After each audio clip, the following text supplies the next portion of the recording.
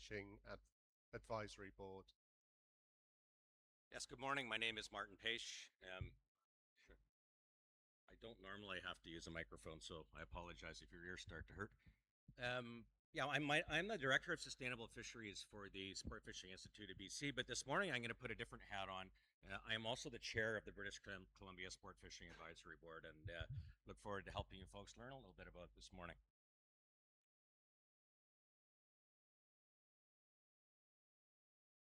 Oh, look at this. I'm just going to put all these in here at once. I'm going to talk a little bit about the BC tidal water sport fishery. So sport fishing in British Columbia is a big deal. We have about a population of around 4 million people, about 300,000 license holders. We fish for a variety of different species of bony fish, invertebrates, bivalve mollusks. It's a pretty important activity for people in British Columbia. We are a large province, a very remote province. We have 27,000 kilometers of coastline in British Columbia. The vast majority of it is not accessible by road. It's accessible only by boat or by aircraft, and we have some pretty amazing fishing opportunities as a result of that. It's also a big deal from an economic perspective, about $1.3 billion in total revenue, 600 million contribution to the gross domestic product of our province, and creates about 9,100 jobs. On top of that, though, it's also a really important part of the cultural fabric of British Columbia.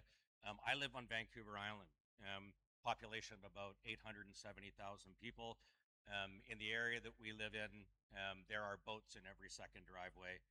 People are fishing all the time. Many of you might have come to the World Recreational Fisheries Conference in Victoria a few years back, and can see how that is important to us. So it's really beyond the economics. It's partly how coastal British Columbians identify themselves.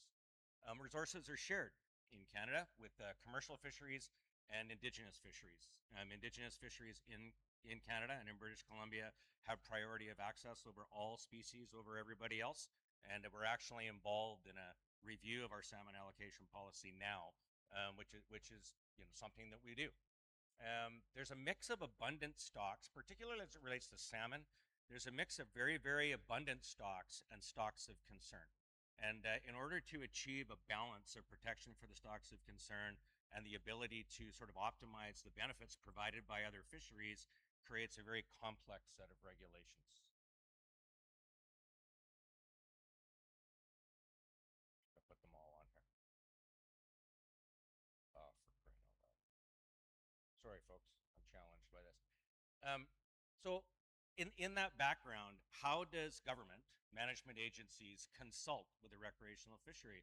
And a long time ago, and we're thankful for this, 1964, the BC Sport Fishing Advisory Board was formed.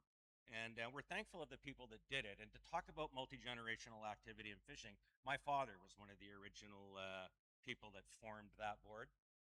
We've come to a situation now where it's evolved to 23 local committees throughout British Columbia, so it's very community-based at the grassroots. It's very collaborative with Fisheries and Oceans Canada. Remember, in British Columbia, marine fisheries are the responsibility of our federal government. Non-tidal fisheries are the responsibility of our provincial government. So this is to deal with the federal government. And marine fisheries, you'll see some inland ones. Those are non-tidal anadromous fisheries. So those are non-tidal for salmon, steelhead, that type of thing. The SFAB handles all aspects of the recreational fishery. Regulations, allocation, conservation measures, monitoring, policy development, all of that stuff falls under the responsibility of the SFAB. And the way that we provide advice is through through motions that go through Robert's Rules. These motions are theoretically go to the minister. Of course, we all know the minister's not sitting there anxiously waiting to read all of our motions. They're actually handled in region by Fisheries and Oceans Canada. So how did we start this in 2003? So it was a geographic focus. So back in the day, we split the province in half. We had a north coast and a south coast. And then we dealt with species committees and technical working groups at a regional level. So everything that we did was kind of regionalized. And this, we had regional meetings, North Coast meetings, South Coast meetings 2 times a year, which brought all of those local chairs together to discuss the advice that they were going to offer to the department. And then we had 2 times coast-wide meetings a year where we would get everybody together, but in a smaller group. So it was regional representation, but based on smaller numbers of people to create an effective meeting. It was really a local fishery management focus, and this I'll talk later about how that caused some challenges. And then, of course, all these things are governed by a terms of reference. That original terms of reference was pretty open-ended and didn't afford a heck of a lot of helpful advice to local chairs and committees on exactly how to go about doing their work. So what kind of challenges did this particular operating model present? So the regional nature of it created competition between the regions, particularly when the southern portion of British Columbia has the vast majority, 85% of the population. Northern part of British Columbia, much smaller population base. However, because of its remoteness and because of the amazing fishing opportunities they have up there, fishing is incredibly important in the northern part of our province. So there's a perception of unequal representation, a perception of bias towards the more popular or populated areas. We also, over time, have seen an increase in non-tidal salmon fisheries. You weren't even allowed to retain pink, sockeye, and chum salmon in British Columbia until the 1980s, to put that into perspective. And the value of those fisheries and the importance of them have grown to the point where when there's a Fraser sockeye fishery, it increases license sales by about 20% in British Columbia whenever we have access to those fish. Increase of complexity of regulations, it's just a theme. And what this created, this regionalization and local focus, is a duplication of motions. So advice coming from local committees and regional committees, instead of having one succinct motion to address, for example, say some fishery management measures to deal with salmon, we'd end up with 5. And that was driving the management agency crazy because it's non-efficient.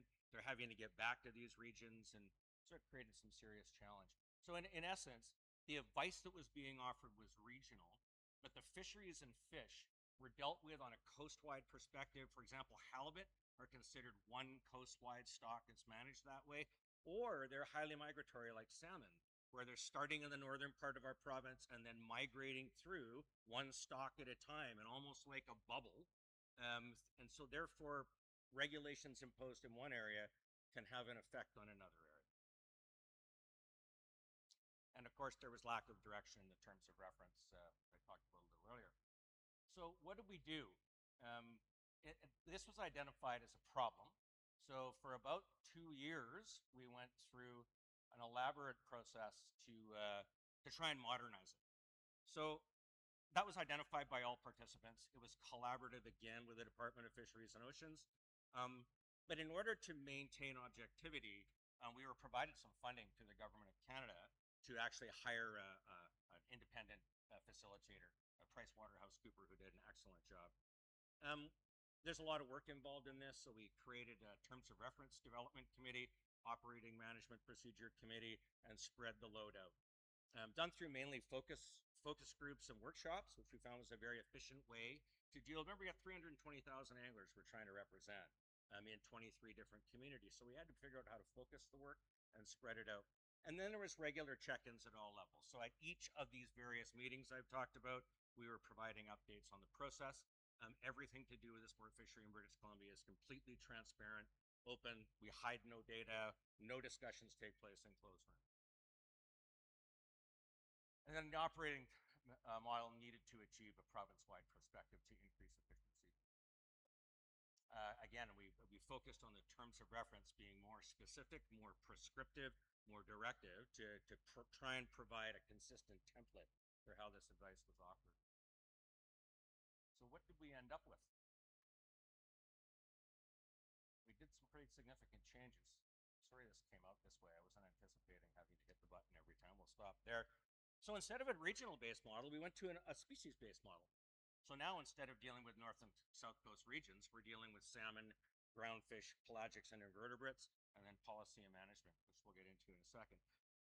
In order to create inclusivity and the feeling of trust, at our conference board meetings, all local chairs are present. So we have 23 different chairs sitting around the table. Conference boards also involves what we call member organizations. The Sport Fishing Institute is one of them. They are province-wide in scope, these organizations that have influence or dependence on the sport fishery. The timing of our meetings is now aligned with the integrated fisheries management development processes. So the management plans for each species. The meetings coincide with our ability to deliver carefully thought through advice. Halibut takes place in February, salmon takes place in April. So we'll be able to align with that. So it's timely. We have these species committees. We also have a policy and management committee, which deals with things that are outside of species. An example would be we have an endangered population of southern resident killer whales in southern British Columbia, which affect all types of things, fisheries, marine traffic, that type of stuff. I've got to hurry up. Coastwide perspective, it's efficient, no duplication, and we've increased the collaboration with DFO staff. So what kind of challenges are we looking at moving forward? As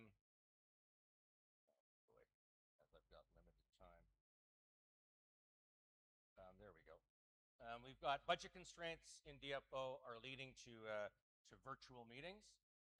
We're trying to increase attendance, and importantly, in a lot of recreational fisheries, we're trying to shift the demographics. So we want people with less Arctic highlights like I have in my hair, and some of the nice young people that we see here, which is so inspiring to see in the world of recreational fisheries.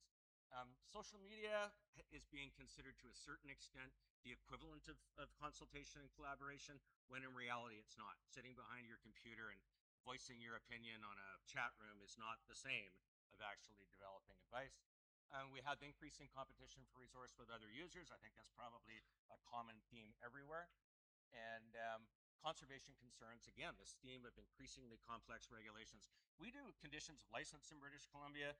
We have enough conditions of license on the back of our licenses that it fills an 8.5 by 11 sheet of paper in 8-point font. It's remarkable. So what are the opportunities moving forward? And this is my last slide. So increasing abundance, we're actually enjoying some increasing abundance in British Columbia, particularly for salmon and also for groundfish species.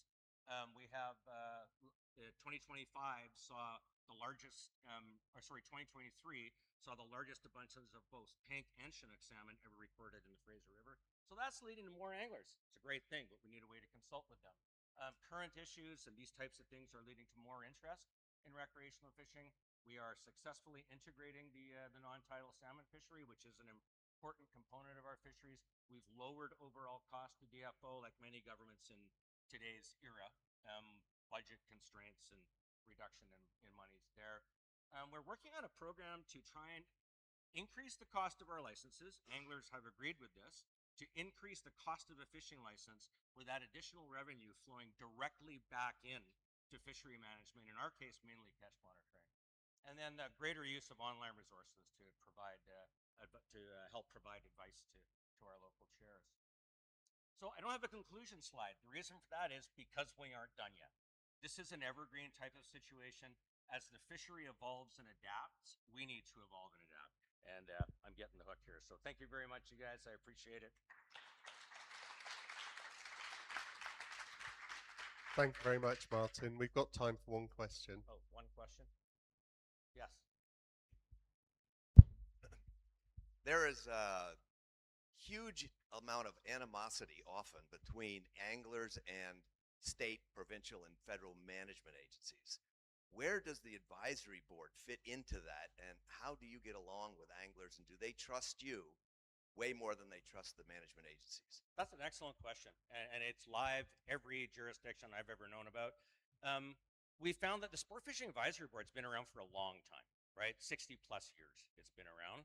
So anglers in British Columbia, to a large extent, understand the role of the SFAB. And while it doesn't necessarily always generate trust in the Department of Fisheries and Oceans, because it's not their job to do what we want. But what it does do is it helps anglers understand that they can play a role. And that's what I was going to say in the conclusion, is that it's worth it. It's a lot of work to do this, particularly you folks in management agencies. It's a lot of work to do this, but it is worth it, because rather than having arguments with each other, we're able to have conversations with each other. We're able to sit down, build relationships, develop relationships, and truly and genuinely work with stock assessment, science, enforcement, those type of things to try and generate a compromise, right? Between the needs of the management agency and the needs of the fishery. So my advice is, I've been chair for 10 years, I've been involved in for 30 years in the SFAB, it's worth it. If you're considering trying it in your jurisdiction, I encourage you strongly to do it. And I'm around the conference, I'm here to offer some resources and help to make sure you go down the right path. Thank you.